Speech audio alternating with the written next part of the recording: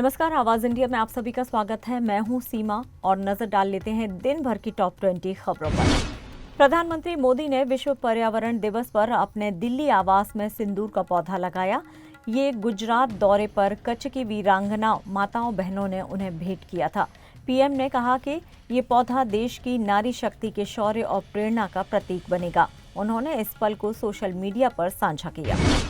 विश्व पर्यावरण दिवस पर प्रधानमंत्री नरेंद्र मोदी ने 200 देवी इलेक्ट्रिक बसों को हरी झंडी दिखाकर रवाना किया। उन्होंने पौधारोपण अभियान में भी भाग लिया, जो अरावली ग्रीन वॉल का हिस्सा है। इस अवसर पर केंद्रीय पर्यावरण मंत्री भूपेंद्र यादव और अन्य गणमान्य उपस्थित रहे।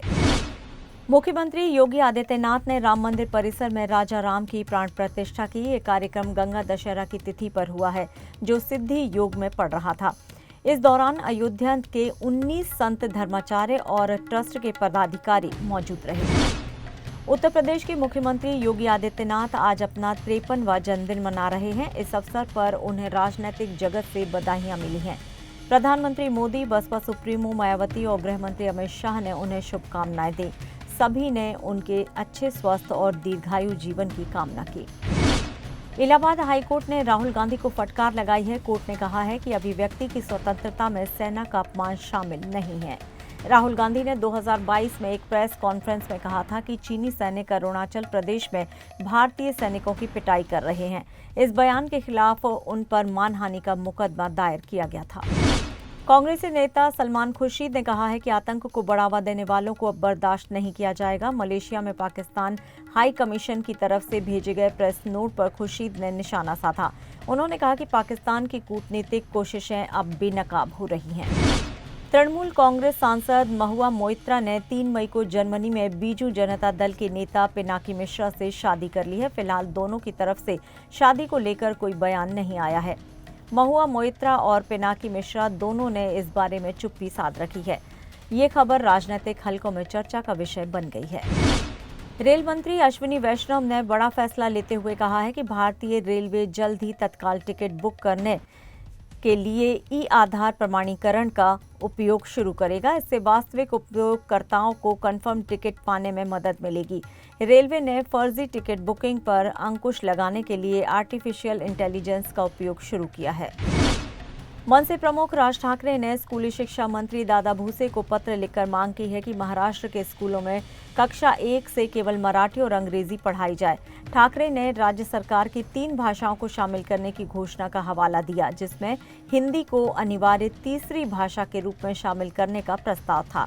लोगों की आलोचना के बाद सरकार ने हिंदी को अनिवार्य न होने की बात कही थी। ठाकरे ने इस मुद्दे पर सरकार से पुनर्विचार करने का आग्रह किया है। नोएडा इंटरनेशनल एयरपोर्ट उड़ान भरने के लिए लगभग पूरी तरह से तैयार है। पहले चरण में एक रनवे और एक टर्मिनल बिल्डिंग पूरी तरह से बनकर तैयार हो गई है। एयरपोर्ट दिल्ली, एनसीआर समेत देश भर के यात्रियों को दुनिया के किसी भी कोने तक सीधी उड़ान की सुविधा प्रदान करेगा।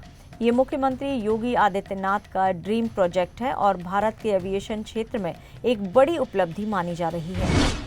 भारतीय सेना ने 2025-26 के लिए अग्निवीर भर्ती परीक्षा की तारीखों का ऐलान कर दिया गया है। परीक्षा 30 जून से 10 जुलाई तक आयोजित होगी, जिसमें 25,000 से अधिक पदों पर नियुक्ति की जाएगी। ये भर्ती अग्निपथ योजना के तहत 4 साल की सेवा के लिए होगी। जेईई एडवांस्ड का रिजल्ट जारी होने के बाद अब आईआईटी में नामांकन के लिए काउंसलिंग प्रक्रिया मंगलवार से शुरू हो गई है। काउंसलिंग के जरिए देश की 23 आईआईटी, 31 एनआईटी और अन्य संस्थानों में दाखिला मिलेगा। आईआईटी में सीटों की संख्या बढ़ाई गई है, जो अब 18,160 हो गई है। पिछले साल की तुलना में इस बार 420 सीटें बढ़ाई गई हैं। दिल्ली के साकेत कोर्ट के हवालात में 2 गुटों में झड़प हुई। इस घटना में एक बंदी की मौत हो गई है, जिसे दूसरे बंदी ने पैर से गला दबाकर मार डाला। घटना के दौरान 2 गुटों में मारपीट भी हुई थी। पुलिस मामले की जांच कर रही है।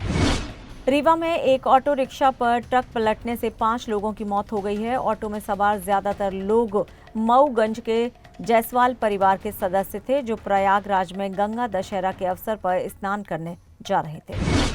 अमेरिकी राष्ट्रपति डोनाल्ड ट्रंप ने हार्वर्ड विश्वविद्यालय में नए विदेशी छात्रों के लिए अंतर्राष्ट्रीय वीजा निलंबन संबंधी घोषणा पत्र साइन किया है। इससे केवल हार्वर्ड में पढ़ने के लिए अमेरिका आने के इच्छुक विदेशी नागरिकों की एंट्री रोकी गई है। ट्रंप ने पहले हार्वर्ड में विदेशी छात्रों के दाखिले पर रोक लगाई थी, जिस पर कोर्ट ने स्टे लगाया है। यूक्रेन के प्रिलुकी शहर पर रूस के ड्रोन हमले में 1 वर्षीय बच्चे समेत 5 लोगों की मौत हो गई है और 6 लोग घायल हुए हैं। हमले में कई आवासीय भवनों को नुकसान पहुंचा है। यह हमला रूसी राष्ट्रपति पुतिन और अमेरिकी राष्ट्रपति ट्रंप की फोन पर बातचीत के बाद हुआ है। बुल्गारिया की संसद में यूरोजोन में शामिल होने के फैसले पर बहस के दौरान सांसद आपस में भिड़ गए। इस दौरान थप्पड़ों और धक्कों की नौबत आ गई। संसद में हुई खींचतान और धक्का मुक्की का वीडियो सोशल मीडिया पर वायरल हो चुका है। अमेरिका के अलास्का के पास एक बड़ी कार्गो शिप में आग लग गई, जिसमें 3000 गाड़ियां थीं। इनमें से करीब 800 इलेक्ट्रिक कारें थीं। जहाज पर सवार सभी 22 क्रू मेंबर्स को सुरक्षित बचा लिया गया है। हादसे के वक्त जहाज मैक्सिको की ओर जा रहा था। इन्फ्लुएंसर शर्मिष्ठा पनोली को हाई कोर्ट से बड़ी राहत मिली है। कोर्ट ने उन्हें जमानत दे दी है और पुलिस से सुरक्षा देने की भी बात कही है। पुलिस अब उनकी सुरक्षा सुनिश्चित करेगी। भारत और इंग्लैंड के बीच 5 टेस्ट मैचों की सीरीज का पहला मुकाबला 20 जून से खेला जाएगा। ये सीरीज 2025 से 27 आईसीसी विश्व टेस्ट चैंपियनशिप का हिस्सा होगी। इंग्लैंड ने अपने स्क्वाड का ऐलान कर दिया है, जिनमें बेन स्टोक्स टीम की कमान संभालेंगे। और फिलहाल टॉप 20 खबरों में इतना ही। आप देखते रहिए आवाज इंडिया। नमस्कार।